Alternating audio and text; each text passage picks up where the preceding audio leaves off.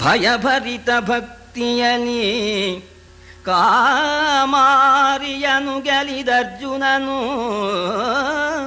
ಹರವೈರಿಯನು ಗೆಲಿದನು ಧೈರ್ಯದಿಂದೂರ್ವಶಿಯ ಶಾಪದಲ್ಲಿ. ಭಯಭರಿತ ಭಕ್ತಿಯಲಿ ಕಾಮಾರಿಯನು ಗೆಲಿದರ್ಜುನನು, ಹರವೈರಿಯನು ಗೆಲಿದನು ಧೈರ್ಯದಿಂದ ಊರ್ವಶಿಯ ಶಾಪದಲ್ಲಿ. ಪರಮೇಶ್ವರನನ್ನ ಭಕ್ತಿಯಿಂದ ವಶ ಮಾಡಿಕೊಂಡು ಅವನ ಅನುಗ್ರಹವನ್ನು ಪಡೆದು ಪಾಶುಪತಾಸ್ತ್ರವನ್ನು ಪಡೆದಿರ್ತಕ್ಕಂಥ ಅರ್ಜುನ ಊರ್ವಶಿಯನ್ನ ಧೈರ್ಯದಿಂದ ಗೆದ್ದ ಅಂತ. ಇಲ್ಲಿ ಧೈರ್ಯದಿಂದ ಅಂತ ಅನ್ನೋದ್ರಲ್ಲಿ ವಿಚಾರ ವಿಮರ್ಶೆ ಒಂದು, ಕಾಮವನ್ನು ಗೆದ್ದ ಅಂತ ಒಂದು, ಕ್ರೋಧವನ್ನು ಗೆದ್ದ ಅಂತ. ಊರ್ವಶಿ ಶಾಪ ಕೊಟ್ಟರು ಕೂಡ ಪ್ರತಿಯಾಗಿ ಶಾಪ ಕೊಡಲಿಲ್ಲ.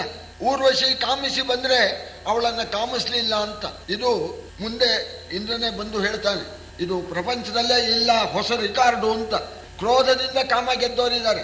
ಕಾಮ ಕ್ರೋಧ ಇದು ಎರಡೂ ಮಹಾಶತ್ರುಗಳು. ಆ ಎರಡನ್ನು ಕೂಡ ಅರ್ಜುನ ಗೆದ್ದ ಅಂತ. ಸರಿ, ಅರ್ಜುನಿಗಾಗಿ ದೇವಲೋಕದಲ್ಲಿ ಸುಧರ್ಮ ಸಭೆಯಲ್ಲಿ ಒಳ್ಳೆ ನರ್ತನವನ್ನ ಏರ್ಪಾಟ್ ಮಾಡಿದ್ದಾನೆ ದೇವೇಂದ್ರ.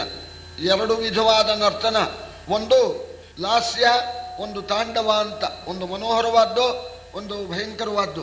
ಆ ನರ್ತನ ಮಾಡತಕ್ಕಂಥ ಆ ಪಾತ್ರ ವಹಿಸಿರ್ತಕ್ಕಂಥವರು ಸ್ವರ್ಗ ಸುಂದರಿಯರು, ಅದ್ಭುತವಾದ ಸೌಂದರ್ಯ ಉಳ್ಳವರು. ನರ್ತನ ನಡೀತಾ ಇದೆ, ಎಲ್ಲ ಗಾನರಸದಲ್ಲಿ ಮುಳುಗಿದ್ದಾರೆ. ಒಂದಕ್ಕಿಂತ ಒಂದು ಹೆಚ್ಚಾಗಿತ್ತು ಅಂತ. ಗಾನವನ್ನು ಕೇಳಿದವರಿಗೆ ಇದೇ ಸಾಕಪ್ಪ, ಈ ವಾದ್ಯನೂ ಬೇಡ, ಈ ಕುಣಿತಾನೂ ಬೇಡ ಅಂತ. ಆ ನರ್ತನ ನೋಡಿದವರು ಈ ನರ್ತನವೇ ಇರಲಿ, ವಾದ್ಯ ಬೇಡ, ರಾಗ ಬೇಡ ಅಂತ. ಆ ವಾದ್ಯದವ್ರದ್ದು ಅದು ಕೇಳಿ ವಾದ್ಯವೇ ಇರಲಿ ಅಂತ. ಆ ಪ್ರಕಾರವಾಗಿತ್ತು. ಜನ ಎಲ್ಲ ಮುಳುಗಿ ಹೋಗಿದ್ದಾರೆ. ಅರ್ಜುನು ಗಾನರಸದಲ್ಲಿ ಮುಳುಗಿದ್ದಾನೆ. ಆದರೆ ಮುಳುಗಿದ ಮಾತ್ರಕ್ಕೇನೆ ಇಂದ್ರಿಯಗಳ ಹತೋಟಿನ ಅವನು ಕಳ್ಕೊಂಡಿಲ್ಲ.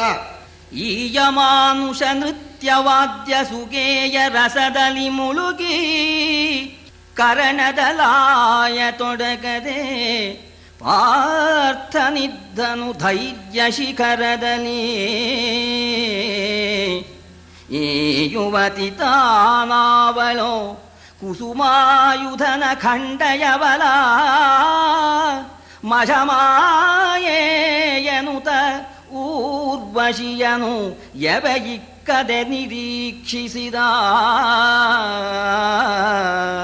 ಗಾನರಸದಲ್ಲಿ ಮುಳುಗಿದ್ರು ಕೂಡ ಇಂದ್ರಿಯಗಳ ಹತೋಟಿ ಅರ್ಜುನಲ್ಲಿ ಇತ್ತು. ಆದರೆ ಅನೇಕ ರಂಭಾದಿ ಅಪ್ಸರ ಸ್ತ್ರೀಯರು ನರ್ತನದಲ್ಲಿ ಭಾಗವಹಿಸಿದ್ರು ಕೂಡ ಎವೆಯಿಕ್ಕದೆ ಊರ್ವಶಿಯನ್ನ ನೋಡ್ತಾ ಇದ್ದಾನೆ. ಇವಳು ಸಾಮಾನ್ಯಳಲ್ಲ, ಮುನ್ಮಥನ ಕಠಾರಿ ಇದ್ದಾಗೆ ಇದ್ದಾಳೆ, ಸಾಮಾನ್ಯಳಲ್ಲ, ಒಳ್ಳೆ ಮಾಯಾಸ್ತ್ರೀ ಇದ್ದಾಗಿದ್ದಾಳೆ, ಶಾಬಾಸ್ ಅಂತ ಹೇಳಿ ಸಂತೋಷದಿಂದ ಊರ್ವಶಿಯನ್ನ ನೋಡ್ತಾ ಇದ್ದಾನೆ. ಇಂದ್ರಿಯಗಳ ಹತೋಟಿಯನ್ನು ಕೂಡ ಪಡ್ಕೊಂಡಿದ್ದಾನೆ. ಪಾರುಖಾಣೆಯ ವಿತ್ತನಾ ಜಂಭಾರಿ ಊರ್ವಶಿ ರಂಭೆ ಮೇನಕೆ ಗೌರಿ ಮೊದಲಾದ ಅಖಿಲ ಪಾತ್ರಕ್ಕೆ ಪರಮಗರುಷದಲ್ಲಿ ನಾರಿಯರು ನಿಖಿಲಾಮರರು ಬೀಡಾರ ಕೈದುದು ಹರೆದುದೋಲಗವು ಆರತಿಯ ಹರಿವಾಣ ಸುಳಿದುದು ಸಾಲ ಸೊಡರುಗಳ. ನಾಟ್ಯ ಮುಗೀತು. ಆಗ ದೇವೇಂದ್ರ ಅಲ್ಲಿ ಪ್ರಧಾನವಾಗಿ ಪಾತ್ರ ವಹಿಸಿರ್ತಕ್ಕಂಥ ರಂಭೆ, ಊರ್ವಶಿ, ಮೇನಕೆ ಮೊದಲಾಗಿರ್ತಕ್ಕಂಥವರಿಗೆ ನಾನಾ ವಿಧವಾದ ಬಹುಮಾನಗಳನ್ನೆಲ್ಲ ಕೊಟ್ಟ. ಆಮೇಲೆ ಅವರು ಅರ್ಜುನಿಗೂ ಇಂದ್ರನಿಗೂ ಒಳ್ಳೆ ಸೊಡರಿನ ಆರತಿಯನ್ನ ಮಾಡಿದ್ದಾರೆ. ಅವತ್ತಿನ ಆ ಸಭಾ ಕಾರ್ಯ ಮುಗೀತು. ಎಲ್ಲರೂ ಕೂಡ ತಮ್ಮ ತಮ್ಮ ಮನೆಗೆ ಹೋದರು. ಅರ್ಜುನಿಗೋಸ್ಕರ ಒಂದು ಅರಮನೆಯನ್ನ ಬಿಟ್ಕೊಟ್ಟಿದ್ದಾನೆ. ಅಲ್ಲೇ ಅರ್ಜುನನಿಗೆ ಬಿಡಾರ ಅಂತ ಒಳ್ಳೆ ಸರ್ವಾಲಂಕಾರ ಭೂಷಿತವಾಗಿರ್ತಕ್ಕಂಥ ದಿವ್ಯವಾಗಿರ್ತಕ್ಕಂಥ ಒಂದು ಅರಮನೆಯ ಅರ್ಜುನಿಗೋಸ್ಕರ ಬಿಡಾರಕ್ಕೆ ಏರ್ಪಾಡು ಮಾಡಿದ್ದ. ಅಲ್ಲಿಗೆ ಅರ್ಜುನನ್ನು ಕಳಿಸಿದ್ದಾನೆ. ದೇವೇಂದ್ರ ತನ್ನ ಆ ವೈಜಯಂತ ಎಂಬತಕ್ಕ ಅರಮನೆಗೆ ಬಂದ. ಆಮೇಲೆ ಜಯಂತನ್ನು ಕಳಿಸಿಬಿಟ್ಟು ಅರ್ಜುನನ್ ಕರ್ಕೊಂಬ ಅಂತಂದ. ಆಗ ಆ ಜಯಂತ ಜಯಂತೋ ವೈಜಯಂತಮಜಯದ್ವಿಜಯಂತಂ ಆಗ ಬಂದ್ಬಿಟ್ಟು ಅಪ್ಪಣೆ ಆಗ್ತಾ ಇದೆ ಬರಬೇಕು ಅಂತ ಹೇಳಿ ಜಯಂತ ಇಂದ್ರನ ಮಗ ವೈಜಯಂತಕ್ಕೆ ವಿಜಯಂತಂ ಈ ಅರ್ಜುನನ್ನ ಕರ್ಕೊಂಡು ಬಂದ. ಆ ವೈಜಯಂತದ ಅರಮನೆ ಬಾಗಿಲಿನಲ್ಲಿ ಶಚೀದೇವಿ ಆರತಿ ಹಿಡ್ಕೊಂಡು ಸಿದ್ಧವಾಗಿದ್ದಾಳೆ. ಅರ್ಜುನ ಬಂದ್ಬಿಟ್ಟು ತಾಯಿ ಅಲ್ವೇ ಇಂದ್ರಾಣಿ ನಮಸ್ಕಾರ ಮಾಡಿದ. ನಮಸ್ಕಾರ ಮಾಡೋಣ. ಆನತಸ್ಯ ಪದಯೋ ರಥ ಜಿಷ್ಣೋ ಆಶಿಷೋನು ಪದಮಿಂದ್ರ ಪುರಂಧ್ರಿ ಪಾರಿಜಾತ ತರು ಸೂನು ಪರಾಗೈ ಫಾಲಸಿ ಮನಿಲಲಾಮಚಕಾರ. ನಮಸ್ಕಾರ ಮಾಡಿದ. ಮಂಗಳವಾಗಲಪ್ಪ ನಿಂಗೆ ಅಂತ ಆಶೀರ್ವಾದ ಮಾಡಿದಾಳೆ ಆ ಶಚಿದೇವಿ. ಆಮೇಲೆ ಪಾರಿಜಾತ ತರು ಸೂನು ಪರಾಗೈ ಪಾರಿಜಾತ ಕುಸುಮದ ದಳಗಳಿಂದ ಮಾಡಿರ್ತಕ್ಕಂಥ ಒಂದು ತಿಲಕ, ಆ ತಿಲಕವನ್ನ ಅರ್ಜುನ್ ಹಣಿಗೆ ಇಟ್ಲಂತವಳು. ದೃಷ್ಟಿದೋಷ ಆಗಿರ್ಬೋದು, ಭೂಲೋಕದಿಂದ ಬಂದ್ಬಿಟ್ಟಿದ್ದಾನೆ. ಅವತ್ತೆಲ್ಲ ಬಂದಿದ್ರು ಅಂತ ಹೇಳಿದ್ರಲ್ಲ, ಒಂದನೇ ಯಾರ್ಯಾರ ದೃಷ್ಟಿ ಏನಿದೆಯೋ ಇದ್ರ ಮೇಲೆ ನಿವಾಳಿ ಹೋಗಲಿ ಅಂತ ಹೇಳಿ ಪಾರಿಜಾತ ತರುಸೂನು ಪರಾಗೈಹಿ ಆ ಪಾರಿಜಾತ ಹೂವಿನ ಪರಾಗಗಳಿಂದ ತಿಲಕ ಮಾಡಿಬಿಟ್ಟು ಹಣಿಗೆ ಇಟ್ಬಿಟ್ಟು ಆರತಿ ಮಾಡಿದ್ರಂತೆ, ಎಲ್ಲ ದೋಷವು ನಿವಾರಣೆ ಆಗಲಿ ಅಂತ. ಆಮೇಲೆ ಅರ್ಜುನ ಒಳಗೋಗಿದ್ದಾನೆ. ಅವತ್ತು ಅಲ್ಲಿ ಒಳ್ಳೆ ಹಬ್ಬದ ಊಟ ಬಂದಿದ್ದಾನಲ್ಲ ಅರ್ಜುನ ಅಂತ, ಅದೊಂದು ಸ್ವಾರಸ್ಯ ಇಲ್ಲಿ ಕವಿ ವರ್ಣನೆ ಮಾಡ್ತಾನೆ. ನಡುವೆ ಇಂದ್ರ ಕೂತಿದ್ದಾನೆ, ಒಂದ್ ಕಡೆ ಜಯಂತ, ಇನ್ನೊಂದು ಕಡೆ ವಿಜಯ ಅರ್ಜುನ ಕೂತಿದ್ದಾರೆ. ಇಂದ್ರನ ವೈಭವ ಏನು ಕಮ್ಮಿ ಇದೆಯೇ, ಆದರೆ ಶಚಿದೇವಿಗೆ ತಾನೇ ಬಡಿಸ್ಬೇಕು ಅಂತ ಆಸೆ. ಅವಾಗ ಅವಳು ಬಡಿಸ್ತಾ ಇದ್ದಾಳೆ, ಊಟ ಮಾಡ್ತಾ ಇದ್ದಾರಂತೆ ಇವರು. ಇದೊಂದು ಕಲ್ಪನೆ, ಕಲ್ಪನೆ ಮಾಡಿ ಹೇಳ್ತಾ ಇದ್ದಾನೆ. ಅರಸ ಕೇಳ್ ಆರೋಗಿಸಿದರಿಬ್ಬರು ಸಮೇಳದಲ್ಲಿದ್ದು ಬೇರೊಂದರ ಮನೆಗೆ ಕಳುಹಿದನು ಪವಡಿಸುವೊಡೆ ನಿಜಾತ್ಮಜನ. ಸುರಪನಿತ್ತಲು ಚಿತ್ರಸೇನನ ಕರೆಸಿದನು ಫಲುಗುಣನ ಭಾವವನರುಹಿದನು ನಮ್ಮೂರ್ವಶಿಯ ಕಳುಗೆಂದು ನೇಮಿಸಿದ. ಆಗ ಊಟ ಉಪಚಾರ ಎಲ್ಲ ಮುಗಿದ ಮೇಲೆ ಜಯಂತನಿಗೆ ಹೇಳಿಬಿಟ್ಟ, ಅರ್ಜುನನ್ನ ಕರ್ಕೊಂಡು ಹೋಗ್ಬಿಟ್ಟು ಅವನ ಅರಮನೆಗೆ ಬಿಟ್ಬಿಡು ಅಂತ. ಅರ್ಜುನ ಅವನ ಅರಮನೆಗೆ ಹೋಗಿದ್ದಾನೆ. ಆಮೇಲೆ ಇಂದ್ರ ಚಿತ್ರಸೇನನ್ನ ಬರಮಾಡಿದ. ಚಿತ್ರಸೇನ ಶ್ರೀಸಂಗ ವಿಶಾರದ ಅಂತ ನಮ್ಮ ಭಾರತದಲ್ಲಿ ವ್ಯಾಸಭಾರತದಲ್ಲಿ ಹೇಳಿದ್ದಾರೆ. ಸರಿ, ಅವನ್ನ ಕರೆದು ಬಿಟ್ಟು, ನೋಡಪ್ಪ ನೀನು ಕೆಲಸ ಮಾಡಬೇಕು, ನಮ್ಮ ಊರ್ವಶಿಯನ್ನ ಅರ್ಜುನನ ಸೇವೆಗೋಸ್ಕರ ಇವತ್ತು ರಾತ್ರಿ ಕಳಿಸ್ಕೊಡು. ಯಾಕೆ ಅಂತಂದ್ರೆ ಅವು ನರ್ತನ ಮಾಡ್ತಾ ಇದ್ದಾಗ ನನ್ನ ಪಕ್ಕದಲ್ಲೇ ಸಿಂಹಾಸನದಲ್ಲಿ ಇನ್ನೊಂದು ಪಕ್ಕದಲ್ಲೇ ಕೂತಿದ್ದಲ್ಲ, ಬಾಕಿ ಯಾವ ಸುಂದರಿಯನ್ನು ಅಪ್ಸರ ಸ್ತ್ರೀಯರನ್ನು ನೋಡ್ಲಿಲ್ಲ. ಊರ್ವಶಿ ಮೇಲೆ ಬಹಳ ಕಣ್ಣಿತ್ತು. ಸರಿ, ದೇವಲೋಕಕ್ಕೆ ಬಂದಿದ್ದಾನೆ, ದೇವಲೋಕದ ವೈಭವ ಸಂಪೂರ್ಣವಾಗಿ ಅನುಭವಿಸ್ಲಿ, ಅದರಿಂದ ನೀನೇ ಹೋಗ್ಬಿಟ್ಟು ಊರ್ವಶಿಯನ್ನ ಅರ್ಜುನನ ಸೇವೆಗೋಸ್ಕರ ಅವನ ಅರಮನೆಗೆ ಹೋಗು ಅಂತ ಹೇಳಿ ನೀನೇ ಹೋಗಿ ಹೇಳಬೇಕು ಅಂತ ಇಂದ್ರನ ಅಪ್ಪಣೆ ಆಯಿತು. ಚಿತ್ರಸೇನ ಬಂದ. ಏನು ಊರ್ವಶಿ ಅರಮನೆ ಅಂದ್ರೆ ಅದು ಅರಮನೆಯೇ, ಸಾಮಾನ್ಯ ಅರಮನೆ ಎಲ್ಲ, ಎಕ್ದಮ್ ಒಳಗೆ ಹೋಗೋ ಹಾಗಿಲ್ಲ. ಆ ದಿವಾನ್ ಖಾನೆಯಲ್ಲಿ ಕೂತ್ಕೊಂಡ. ಆಗ ಅಲ್ಲಿ ಇರ್ತಕ್ಕಂಥ ದಾಸಿಯರಿಗೆ ಹೇಳಿದ, ಊರ್ವಶಿ ಭೇಟಿಗೆ ಬಂದಿದ್ದೇನೆ ಅಂತ ಮುಂದ. ಸರಿ, ಅವರು ಒಳಗೋಗಿ ಆ ದೂತರು ಹೋಗಿ ಹೇಳ್ತಾ ಇದ್ದಾರೆ, ತಾಯೆ ಚಿತ್ತೈಸೋ ಅರಮನೆಯ ಸೂಳಾಯತನು ಬಂದೈದನೆನೆ ಕಮಲಾಯದಾಂಬಕಿ ಚಿತ್ರಸೇನನ ಕರೆಸಿದಳು ನಗುತ. ತಾಯನುತ ವಸ್ತ್ರಾಭರಣದ ಪಸಾಯವಿತ್ತಳು ಪರಿಮಳದ ತಬಲಾಯಿಗಳನ್ನು ಕಿದಳು ವರ ಕತ್ತುರಿಯ ಕರ್ಪೂರದ. ಅರಮನೆಯಿಂದ ರಾಜದೂತ ಚಿತ್ರಸೇನ ಬಂದಿದ್ದಾನೆ, ಭೇಟಿಗಾಗಿ ನೋಡ ಒಳಗೆ ಕರ್ಕೊಂಬನ್ನಿ ಅಂತ ಊರ್ವಶಿ ಹೇಳಿದ್ದಾಳೆ. ಆಮೇಲೆ ಒಳಗೆ ಬಿಟ್ಟಿದ್ದಾರೆ. ಒಳಗೆ ಬರೋಣ, ಬರಬೇಕು ಅಂತ ಹೇಳಿ ಸಿಂಹಾಸನದ ಮೇಲೆ ಕೂರಿಸಿದ್ದಾಳೆ. ಕೂರಿಸಿಬಿಟ್ಟು ಊರ್ವಶಿ ತಾಂಬೂಲಾದಿಗಳನ್ನು ತಂದು ಕೊಟ್ಬಿಟ್ಟು ಗಂಧ, ತಾಂಬೂಲ, ವಸ್ತ್ರ, ಆಭರಣ ಎಲ್ಲ ಕೊಟ್ಟು ಉಪಚಾರ ಮಾಡ್ತಾ ಇದ್ದಾಳೆ. ಏನು ಅಪರೂಪ ಭೇಟಿ ಆಯ್ತಲ್ಲ. ಅಣಕವನ್ನಿದು ರಾಯನಟ್ಟಿದ ಮಣಿಗವೋ ನಿಜ ಕಾರ್ಯ ಗತಿಗಳ ಕುಣಿಕೆಯೋ. ಅಣಕವನ್ನಿದು ರಾಯನಟ್ಟಿದ ಮಣಿಗವೋ ನಿಜ ಕಾರ್ಯ ಗತಿಗಳ ಕುಣಿಕೆಯೋ ಕರ್ತವ್ಯವಾವುದು ನಿಮಗೆ ನಮ್ಮಲ್ಲಿ ಗುಣಭರಿತ ಹೇಳೆನಲು ನಸುನಗೆ ಕುಣಿಯೆ ಮುಖದಲ್ಲಿ ಮಾನಿನಿಗೆ ವೆಂಟಣಿಸಿ ಲಜ್ಜಾಭರದಿ ನುಡಿದನು ದೂತನೀ ಮಾದ. ಹಾಸ್ಯಕ್ಕಾಗಿ ನಾನು ಕೇಳ್ತಾ ಇಲ್ಲ, ರಾಜರ ಊಳಿಗಕ್ಕಾಗಿ ಮಹಾರಾಜ ಇಂದ್ರ ಕಳಿಸಿದ ಆ ಕೆಲಸಕ್ಕಾಗಿ ದಯಮಾಡಿಸಿದ್ದೀರಾ ಅಥವಾ ಸ್ವಕಾರ್ಯಕ್ಕಾಗಿಯೇ ಬಂದಿದ್ದೀರಾ ಅಂತ ಕೇಳ್ಬಿಟ್ಲು. ಊರ್ವಶಿ ಬಾಯಲ್ಲಿ ಆ ಮಾತು ಬರೋಣ, ಇವನಿಗೆ ಎಲ್ಲ ನನ್ನ ಮೇಲೂ ಇಷ್ಟು ಪ್ರೀತಿ ಇದೆಯಲ್ಲ ಅಂತ ಇವನಿಗೆ ಸಂತೋಷ ಒಂದು ಕಡೆಯಲ್ಲಿ, ನಾಚಿಕೆ ಬೇರೆ ಆಗ್ಬಿಡ್ತು. ಈಗ ಅದಕ್ಕಾಗಿ ಬಂದಿಲ್ಲ, ನಾವು ಇಂದ್ರ ಹೇಳಿ ಕಳಿಸಿದ್ರಿಂದ ಬಂದಿದ್ದಾನೆ. ಊರ್ವಶಿಯು ಸ್ವಕಾರ್ಯಾರ್ಥವಾಗಿ ಬಂದಿದ್ದೀರಾ ಅಂತ ಹೇಳಿದ್ಲಲ್ಲ, ಇಷ್ಟೇ ಸಾಕು ಅಂತ. ಸರಿ, ಇವನಿಗೆ ಆನಂದ ಆನಂದ ಜೊತೆಯಲ್ಲಿ ಇಂಥ ಸನ್ನಿವೇಶದಲ್ಲೇ ಇಂದ್ರನ ಅಪ್ಪಣೆ ನೆರವೇರಿಸಬೇಕು, ತಂದೇನು ನಡೆಯ ಹಾಗಿಲ್ಲ, ಅದಕ್ಕೆ ನಾಚಿಕೆಯಿಂದ ಹೇಳ್ತಾ ಇದ್ದಾನೆ. ಯಮಗೆ ಮಗನರ್ಜುನನು ನೀನಿಂದೆ ಮಗೆ ಸೊಸೆಯಹುದು. ಯಮಗೆ ಮಗನರ್ಜುನನು ನೀನಿಂದೆ ಮಗೆ ಸೊಸೆಯಹುದು. ಆತನಂತಸ್ತಿಮಿರವನು ಕಳೆ ನಿನ್ನ ಕುಚಯುಗ ಕಾಂತಿ ಲಗರಿಯಲಿ. ಕಮಲಮುಖಿ ನೀ ಕಮಲವು ಆತನು ಭ್ರಮರ. ಕಮಲಮುಖಿ ನೀ ಕಮಲವು ಆತನು ಭ್ರಮರ. ನೀ ಸುರವನದ ಸಿರಿ ಮಧು ಸಮಯವರ್ಜುನನು.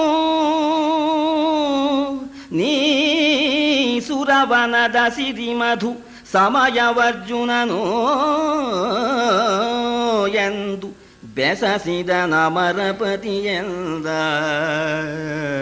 ಅಪ್ಪಣೆಯಾಗಿದೆ, ಈ ದಿವಸ ನೀನು ನನ್ನ ಸೊಸೆಯಾಗಿದ್ಕೊಂಡು ನನ್ನ ಮಗ ಭೂಲೋಕದಿಂದ ಬಂದಿದ್ದಾನಲ್ಲ ಅರ್ಜುನ, ಅವನಿಗೆ ಸಂತೋಷವನ್ನು ಉಂಟು ಮಾಡಬೇಕು. ನೀನು ಕಮಲ, ನನ್ನ ಮಗ ಭ್ರಮರ, ವನಲಕ್ಷ್ಮಿ ನೀನು, ನನ್ನ ಮಗ ವಸಂತ ಅಂತ ಅರ್ಥವಾಯ್ತಲ್ಲ. ಮಗನನ್ನ ಸಂತೋಷಪಡಿಸ್ಬೇಕು ಅಂತ ಇಂದ್ರನ ಅಪ್ಪಣೆಯಾಗಿದೆ ಎನ್ನೋಣ. ಇವಳಿಗೆ ಏನಾಗಿದೆ ಅಂದ್ರೆ ಈ ವೇಶ್ಯ ಧರ್ಮವೇ ಹೊರಟೋಗ್ಬಿಡ್ತು. ಅರ್ಜುನ್ನು ನೋಡಿದ್ದುಂಟು, ಇವಳು ನೋಡಿದಾಳೆ. ಆ ನರ್ತನ ಮಾಡೋ ಕಾಲದಲ್ಲಿ ನೋಡಿದ ಕಾಲದಲ್ಲಿ ಮೋಹ ಉಂಟಾಗ್ಬಿಟ್ಟಿದೆ. ಇಂದ್ರನ ಅಪ್ಪಣೆಯೂ ಆಯಿತು, ನೀನು ಸೊಸೆ ಅಂತ ಅನ್ನೋಣ, ಆಗ ನಾಚಿಕೆ ಆಗಿಬಿಡ್ತೀವಿ. ಕೇಳುತ್ತವೆ ರೋಮಾಂಚ ಲಜ್ಜೆಯ ಝೋಳಿಯದ್ದುದು. ಝೋಂಪಿಸಿತು ಪುಳಕಾಳಿ ಭಯವನು ಪಂಟಿಸಿದುದು ಅನುರಾಗದ ಅಭಿಮಾನ. ಮೇಲೆ ಮೇಲಭಿಲಾಷೆ ಧೈರ್ಯವ ಚಾಳವಿಸೆ. ಪರಿತೋಷ ಪೂರಣದೇಳು ಮುಳುಗಾಯಿತು. ಮೇಲೆ ಮೇಲಭಿಲಾಷೆ ಧೈರ್ಯವ ಚಾಳವಿಸೆ. ಪರಿತೋಷ ಪೂರಣದ ಏಳು ಮುಳಗಾಯಿತು. ಉತ್ತರಕ್ಕೆ ನಸುವಾಗಿದಳು ಶಿರವ. ಅವಳಿಗೆ ಕೇಳಿದ ಕೂಡ್ಲೇನೆ ಆ ಸಂತೋಷ ಹೆಚ್ಚಾಗ್ಬಿಟ್ಟು ಮೈಯಲ್ಲಿ ರೋಮಾಂಚ, ನಾಚಿಕೆ, ಜೊತೆಯಲ್ಲಿ ಭಯ. ಯಾಕೆಂದ್ರೆ ವೇಶ್ಯ ಸ್ತ್ರೀಗಾಗಿ, ಸ್ವರ್ವೇಶಿಯಾಗಿ ಯಾವನೋ ಒಬ್ಬನಲ್ಲಿ ಅನುರಾಗ ಪ್ರಕಟಣೆ ಮಾಡಿದ್ರೆ ಅದು ಭಯಕ್ಕೆ ಕಾರಣ ಅಂತ. ಯಾಕೆಂದ್ರೆ ಆ ಪ್ರಕಟಣೆ ಮಾಡಬಾರದವರು. ಸಂತೋಷ ಹೆಚ್ಚಾಗಿ ಉತ್ತರ ಕೊಡ್ಲಿಲ್ಲ. ಆಗಲಿ ಅಂತ ಹೇಳಬೇಕಾಗಿತ್ತು, ಹೇಳಲಿಲ್ಲ. ನಾಚಿಕೆಯಿಂದ ಸುಮ್ಮನಾಗಿಬಿಟ್ಲು. ಸ್ವಾಭಾವಿಕವಾದ ಸ್ತ್ರೀ ಸಹಜವಾದ ನಾಚಿಕೆ ಬಂದ್ಬಿಡ್ತು ಅವಳಿಗೆ. ಅದನ್ನು ನೋಡಿದ ಚಿತ್ರಸೇನ. ಒಪ್ಕೊಂಡೇ ಇಲ್ಲ.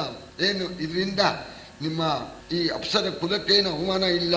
ಯಾಕೆಂದ್ರೆ ಅರ್ಜುನ ಅಂಥವನು. ಯಾರಿಗಾದರೂ ಅರ್ಜುನಲ್ಲಿ ಮೋಹ ಉಂಟಾಗತ್ತೆ. ಅದರಿಂದ ನೀನು ನಾಚಿಕೊಳ್ಳೋದಕ್ಕೆ ಕಾರಣ ಇಲ್ಲ. ಇಷ್ಟ್ರ ಮೇಲೆ ನಾನು ನಿಮ್ಮ ಕಡೆ ಅಂತಾನೆ, ನಾವೆಲ್ಲ ಒಂದೇ ಪಂಗಡದವ್ರು ತಾನೆ. ನಾವು ಗಾನ ಮಾಡೋರು, ನೀವು ನರ್ತನ ಮಾಡೋರು, ಅಷ್ಟೇ, ಒಂದೇ ಪಂಗಡ ನಾವು. ಆತನುತ್ತಮ ನಾಯಕನು ವಿಖ್ಯಾತೆ ನೀ ಸುರಲೋಕದಲ್ಲಿ. ಲಜ್ಜಾತಿಶಯವೇಕಿಲ್ಲಿ ನಾವೇ ನಿಮ್ಮ ಪರಿವಾರ ಸೋತಡೆಯು ದಿಟಭಂಗವಲ್ಲ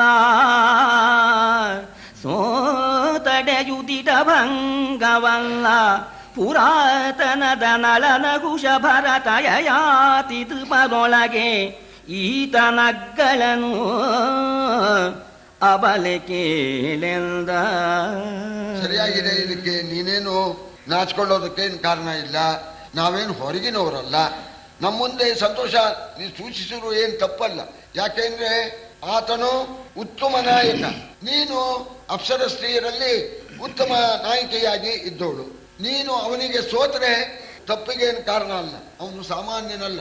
ಚಂದ್ರಕುಲದಲ್ಲಿ ಮಹಾ ಚಕ್ರವರ್ತಿಗಳು ನಳ, ನಹುಷ, ಭರತ, ಯಯಾತಿ ಅವರಿಗೆ ಸಮಾನನಾಗಿದ್ದಾನೆ. ಅವರಿಗಿಂತ ಏನು ಕಮ್ಮಿ ಇಲ್ಲ. ಅರ್ಜುನ, ನೀನೇನು ನಾಚ್ಕೊಳ್ಬೇಕಾಗಿಲ್ಲ. ಇಂದು ಅಪ್ಪಣೆ ಗೊತ್ತಾಯ್ತೋ ಅಂತ ನೋಣ. ರಾಯನಟ್ಟಿದನೇ ಮಗಡ ಕಮನೀಯವಲ್ಲ ನಿನ್ನ ನುಡಿ ರಮಣೀಯ ತರವಿದು ನಿನ್ನ ರಚನೆ ಮಹಾನುಭಾವವಲೇ ಆಯಿತಿದು ನೀ ಹೋಗೆನುತ ಆಯಿತಿದು ನೀ ಹೋಗೆನುತ ಅಬುಜಾಯತ ಕ್ಷಿಮಹೋತ್ಸವದಿ ನಾರಾಯಣನ ಮೈದುನನ ಬರೆದಳು ಚಿತ್ತಭಿತ್ತಿಯಲಿ. ಇಂದ್ರ ಹೇಳಿ ಕಳಿಸಿದ್ದೇನೆ, ಮನೋಹರವಾದ್ದು, ಕಮನೀಯ. ನೀನು ಬಂದು ಹೇಳ್ತಕ್ಕಂಥದ್ದು ಕಮನೀಯ ತರ. ನಿಮ್ಮ ಪ್ರೇರಣೆಯಿಂದ ನನಗೂ ಅವನಲ್ಲಿ ಪ್ರೀತಿ ಉಂಟಾಗಿದೆ. ಇಂದ್ರನ ಅಪ್ಪಣೆಯನ್ನ ನಾನು ನಡೆಸ್ತೇನೆ, ನೀನು ಹೋಗಿ ಮಾಡಬಹುದು ಅಂತ ಹೇಳಿ ಚಿತ್ರಸೇನನ್ನು ಕಳಿಸಿಕೊಟ್ಟು ತನ್ನ ಮನಸ್ಸೆಂಬತಕ್ಕಂಥ ಆ ಗೋಡೆಯಲ್ಲಿ ಅರ್ಜುನನ ಚಿತ್ರವನ್ನು ಬರ್ಕೊಂಡ್ಬಿಟ್ಲು ಅಂತ. ಕೇಳು ಜನಮೇ ಜಯ ಧರಿತ್ರಿ ಪಾಲ ಪಾರ್ಥನ ಮಯ್ಯ ಹುಲುರೋ ಮಾಳಿಗರಿಯದು ಮನುಮಥನ ಖಂಡಯದ ಗಾಯದಲ್ಲಿ ಬೀಳು ಕೊಟ್ಟಳು ಚಿತ್ರಸೇನನನು ಆಲದಾಂಗಿ ಸಹಸ್ರ ಸಂಖ್ಯೆಯ ಖೇಳ ಮೇಳದ ಸತಿಯರನು ಕರೆಸಿದಳು ಹರುಷದಲ್ಲಿ. ಈಗ ಊರ್ವಶಿಯನ್ನು ಗೆದ್ದ ಅಂತನ್ನೋ ಕಥೆ ಹೇಳೋದಕ್ಕೆ ಮೊದಲು ಜನಮೇಜಯನಿಗೆ ವೈಶಂಪಾಯನರು ಹೇಳ್ತಾರೆ, ಮನ್ಮಥ 3 ಲೋಕವನ್ನು ಗೆದ್ದೋನು. ಆ ಮನ್ಮಥನ ಆ ಕತ್ತಿಯಿಂದ ಪಾರ್ಥನ ಆ ದೇಹದ ಒಂದು ರೋಮ ಕತ್ತರಿಸೋದಕ್ಕಾಗಲಿಲ್ಲ. ಅಂಥ ಮಹಾನುಭಾವ ಪಾರ್ಥ ಅಂತ. ಯಾಕೆಂದ್ರೆ ಸಾಮಾನ್ಯವಾಗಿ ಎಲ್ಲರೂ ಕೂಡ ಆ ಮನ್ಮಥನ ಆ ಬಾಣಕ್ಕೆ ಎಲ್ಲ ಬಲಿಯಾಗ್ತಕ್ಕಂಥವರೇನೆ. ಸಂತು ವಿಲೋಕನ ಭಾಷಣ ವಿಲಾಸ ಕೇಲಿ ಪರಿರಂಭಾಹ ಸ್ಮರಣಮಪಿ ಕಾಮಿನೀನಾಂ ಅಲಮಿಹ ಮನಸ್ಸೋ ವಿಕಾರಾಯ ಅಂತ. ಸಂತು ವಿಲೋಕನ, ಸುಂದರಿಯನ್ನ ನೋಡ್ಬೇಕಾಗಿಲ್ಲ, ಭಾಷಣ ಮಾತಾಡ್ಬೇಕಾಗಿಲ್ಲ, ಅವಳ ಸಂಘ ಮಾಡಬೇಕಾಗಿಲ್ಲ. ಸಂತು ವಿಲೋಕನ ಭಾಷಣ ವಿಲಾಸ ಕೇಳಿ ಪರಿರಂಭಾಹ ಸ್ಮರಣಮಪಿ ಕಾಮಿನೀನಾಂ, ಸುಂದರಿಯರ ಸ್ಮರಣೆ ಮಾಡಿದರೆ ಸಾಕು. ಅಲಮಿಹ ಮನಸ್ಸೋ ವಿಕಾರಾಯ ಅಂತ ಹೇಳಿದ್ದಾರೆ. ಅಂಥದ್ರಲ್ಲಿ ಊರ್ವಶಿ, ಈ ಊರ್ವಶಿ ಯೋಗ್ಯತೆನ ಒಂದು ಮಾತಲ್ಲಿ ಹೇಳಬೇಕು. ಊರ್ವಶಿ ಎಂಥವಳು ಅಂತಂದ್ರೆ ಸ್ವರ್ಗಲೋಕದಲ್ಲಿ ಉತ್ತಮ ನಾಯಿಕೆ ಅಂತ ಚಿತ್ರಸೇನ ಅನ್ನಲ್ಲ. ಅದಕ್ಕೊಂದು ಕಾರಣ ಇದೆ. ನರನಾರಾಯಣ ಋಷಿಗಳು ತಪಸ್ಸು ಮಾಡ್ತಾ ಇದ್ದಾರೆ. ಅವರ ತಪಸ್ಸಿಗೆ ಹೆದರ್ಕೊಂಡ್ಬಿಟ್ಟ ದೇವೇಂದ್ರ ಎಲ್ಲಿ ತನ್ನ ಲೋಕಕ್ಕೆ ಆಕ್ರಮಣ ಮಾಡ್ತಾರೋ ಏನೋ ಅಂತ ಹೇಳಿ ರಂಭ, ತಿಲೋತ್ತಮ, ಮೇನಕ ಮೊದಲಾಗಿರ್ತಕ್ಕಂಥ ಅಪ್ಸರ ಸ್ತ್ರೀಯರನ್ನ ಗಾನ ಮಾಡಿ ನಿಮ್ಮ ವೈಯಾರದಿಂದ ನರನಾರಾಯಣ ಋಷಿಗಳನ್ನ ನೀವು ಮರಳುಗೊಳಿಸ್ಬೇಕು, ಅವರ ತಪಸ್ಸಿಗೆ ಭಂಗ ಉಂಟು ಮಾಡಬೇಕು ಅಂತ ಕಳಿಸ್ಕೊಟ್ಟ. ಅವರು ಬಂದು ಕುಡಿದ್ರು, ಹಾಡಿದ್ರು, ಕುಡಿದ್ರು, ಎಲ್ಲ ಮಾಡಿದ್ರು. ಆಮೇಲೆ ನಾರಾಯಣ ಋಷಿಗಳಿಗೆ ನಗು ಬಂದ್ಬಿಡ್ತಂತೆ. ಎಲ್ಲ ನನ್ನನ್ನ ಮರಳು ಮಾಡೋಕೆ ಬಂದಿದಾರಲ್ಲ ಅಂತ ನಾರಾಯಣ ಋಷಿಗಳು ಒಂದ್ಸಲ ತೊಡೆ ಹಿಂಗೆ ಉಜ್ಕೊಂಡ್ಬಿಟ್ರಂತೆ. ಒಬ್ಬಳು ಸುಂದರಿ ಸೃಷ್ಟಿ ಆಯ್ತು. ಊರುವಿನಿಂದ ಉತ್ಪನ್ನಳಾದ್ರಿಂದ ಊರ್ವಶಿ ಅಂತ ಹೆಸರು. ಆ ಊರ್ವಶಿ ಸೃಷ್ಟಿ ಆದ್ಕೊಳ್ಳೇನೆ ಇದ್ದಲ್ಲ ಇಲ್ಲಿ ರಂಭಾ, ಮೇನಕ, ತಿಲೋತ್ತಮ, ಅವಳು ಇವಳು ಇವರು ಸೌಂದರ್ಯ ಎಲ್ಲ ಹಗಲಿನ ಚಂದ್ರ ಬೆಳಗ್ಗೆ ತಿಂಗಳಾಗ ಆಗೋಯ್ತಂತೆ. ಎಲ್ಲರ ಸೌಂದರ್ಯವೂ ಅವಳ ಮುಂದೆ ಮಂಕಾಗ್ಬಿಡ್ತಂತೆ. ಆಗ ಅವ್ರು ಅಂದ್ರಂತೆ, ಸರಿ ಹೀಗೆ ಇಂದ್ರ ಹೇಳ್ದ, ನಾವು ಬರ್ತೀವಿ ಅಂತ, ಇವಳನ್ನು ಕರ್ಕೊಂಡೋಗಿ ನಿಮ್ಮ ಜೊತೆಗೆ ಅಂತ ಜೊತೆ ಕಳಿಸ್ಕೊಟ್ರಂತೆ. ಅಂಥ ಊರ್ವಶಿ ತಾನಾಗಿ ಮೇಲೆ ಬಿದ್ದು ಬರ್ತಾಳೆ. ಅಂಥದ್ರಲ್ಲಿ ಗೆಲ್ತಾನೆ ಅರ್ಜುನ. ಇದು ಸಾಮಾನ್ಯವಾಗಿರ್ತಕ್ಕಂಥದ್ದಲ್ಲ ಅಂತ. ಇವಳು ಮೊದಲೇ ಸುಂದರಿ. ಸರಿ, ಇನ್ನು ಅರ್ಜುನನ್ನ ಒಲಿಸ್ಕೋಬೇಕು. ಆಗ ಕರೆಸಿಬಿಟ್ಲಂತೆ, ಸಖಿಯರನ್ನ ಕರೆಸಿಬಿಟ್ಟು, ಈಗ ನಾನು ಅರ್ಜುನ್ ಸೇವೆಗೆ ಹೋಗ್ಬೇಕು, ನನಗೆ ಅಲಂಕಾರ ಮಾಡಬೇಕು ಅಂತ ಆದವು ಮಜ್ಜನ 16 ವಿಧವಾದ ಶೃಂಗಾರನ ಮಾಡಿ ಅಂತ ಹೇಳಿದ್ದಾರೆ. ಆ ಸಖಿಯರೆಲ್ಲ ಬಂದರು. ಏನು ಒಬ್ಬಳು ಬಂದು ಮಂಗಲ ಸ್ನಾನ ಮಾಡಿಸ್ತಾಳೆ, ಪೀತಾಂಬರ ಉಡಿಸ್ತಾ ಇದ್ದಾರೆ, ಜಡೆ ಹೆಣಿತಾ ಇದ್ದಾರೆ, ಚಿಲ್ಕ ಇಡ್ತಾ ಇದ್ದಾರೆ.